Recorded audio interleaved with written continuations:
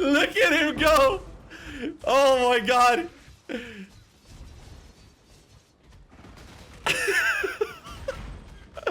So this is what happens when you have a soul eater.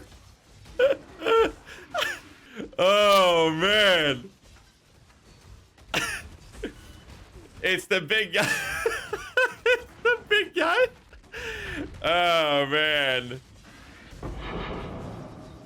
Oh, breach.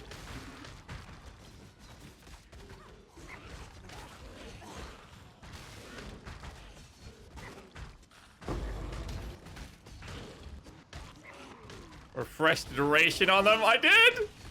I got the refresh, dude.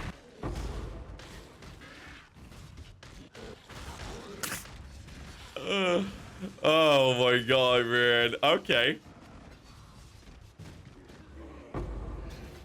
Everything just gets fucking tapped. Oh man. Bro.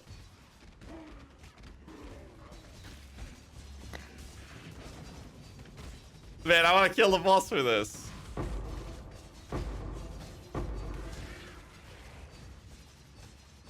Bro, for real.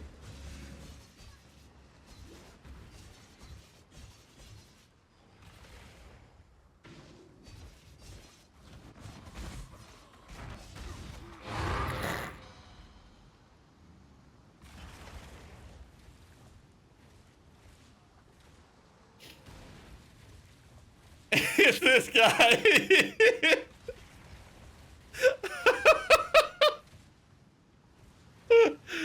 Oh man.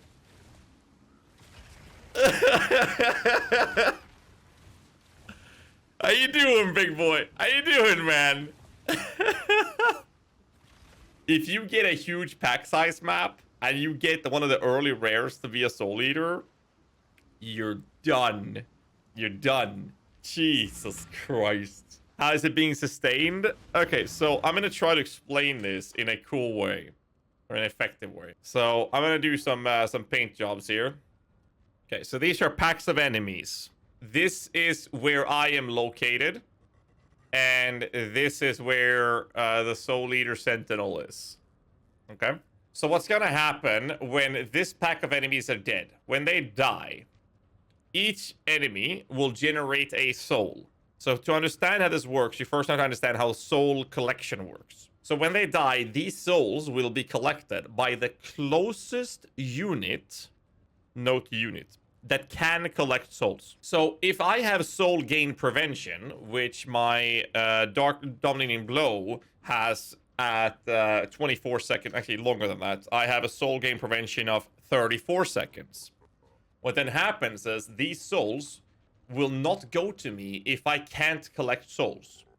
So if I have a Spectre with Unending Hunger that gets Soul Eater, or in this case for Dominating Blow, if I have a Soul Eater Rare Sentinel, this guy will then be the closest unit that can collect souls, and he then will collect these souls. So this pack of enemies dies, these souls goes to, nope, they go to the Sentinel. However, if this is in the way it is right now in my hideout, not preventing me from getting souls, these souls will then go to me instead. If these enemies die, and I have a Soul Eater Rare, and the Sentinel is closer to him than they are to me, and I can collect souls, they will go to him either way, because he is the closest unit that can collect souls. So to sustain this then, what then happens is that when you're running, you will convocate enemies. You run up here and you stand here and you will convocate. Your minions will end up around you like this, right? Your big sentinels. Let's say that this guy here is the Soul Eater one. I'm making that bigger because he grows, right? What you'll do when you convocate an enemy, or your sentinels, you want to convocate them around this mark instead, just before the enemies, so that you can run into this position. Because what happens then is that if you convocate here and then run up like this, your minions will be like this, right? This pack dies when this guy is hitting, and the majority of these souls will go to you instead. Does that make sense? So to paint this up again, when you move to the next area, you convocate here, run up, so you're standing here. Since the Bill's block and life recurrent block strategy sorted, you're gonna survive doing this. your big boys here, the other ones around here, all the other small ones, they move up and kill something.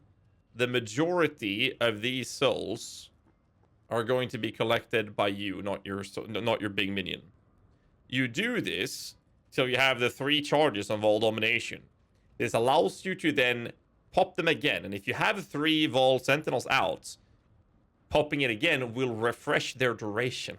And by refreshing their duration, you are then able to generate big boys like this. And eventually what's going to happen is that they're going to be so goddamn fast, you're not going to have time to convocate them and try to be closest to the target to get more souls. It's just not going to happen. In bigger pack size, you could easily get this guy to have way over 1,000 souls, because the Soul Eater on a rare is a permanent modifier. Headhunter Soul Eaters are time-based. Unending Hunger Spectre Soul Eater, time-based. This guy will have permanent Soul Eater. So as long as you sustain him, you can make him bigger than your screen with enough pack size on the map. Obviously, this requires you to engage and find a rare Soul Eater early in the map. And then this happens. It's insanely cool. He basically killed the boss here in this map in, what, half a second or something. It's beautiful.